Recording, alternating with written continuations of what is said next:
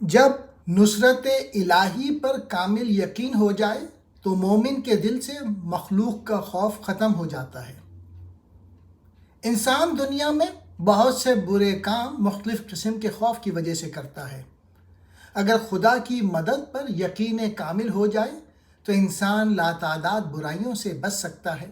باہمت شخص مولانا روم ارشاد فرماتے ہیں کہ لومڑی کی بزدلی ضرب المثل ہے، لیکن جس لومڑی کی کمر پر شیر کا ہاتھ ہو کہ گھبرانا مت، میں تیرے ساتھ ہوں، تو باوجود ضعیف الہمت ہونے کے اس پشت پناہی کے فیض سے اس قدر باہمت ہو جائے گی کہ چیتوں کے ریوڑ سے بھی ہرگز خائف نہ ہوگی۔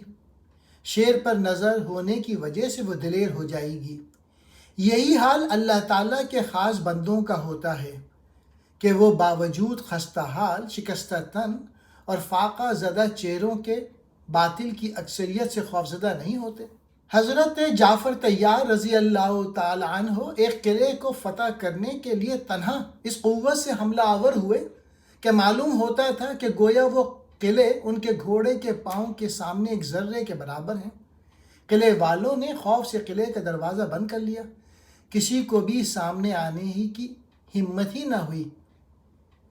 وزیر نے کہا، ہماری سلامتی اسی میں ہے کہ ہم جنگ کے تمام منصوبوں اور ارادوں کو ختم کر کے اس باہمت شخص کے سامنے شمشیر اور کفن لے کے حاضر ہو جائیں اور ہتھیار ڈال دیں۔ بادشاہ نے کہا کہ آخر وہ تنہا ایک شخص ہی تو ہے، تو پھر ایسی رائے مجھے کیوں دی جا رہی ہے؟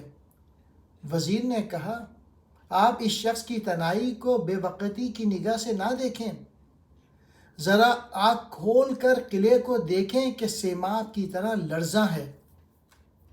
نگاہ مرد مومن سے بدل جاتی ہیں تقدیریں، جو ہو ذوق یقین پیدا تو کٹ جاتی ہیں زنجیریں۔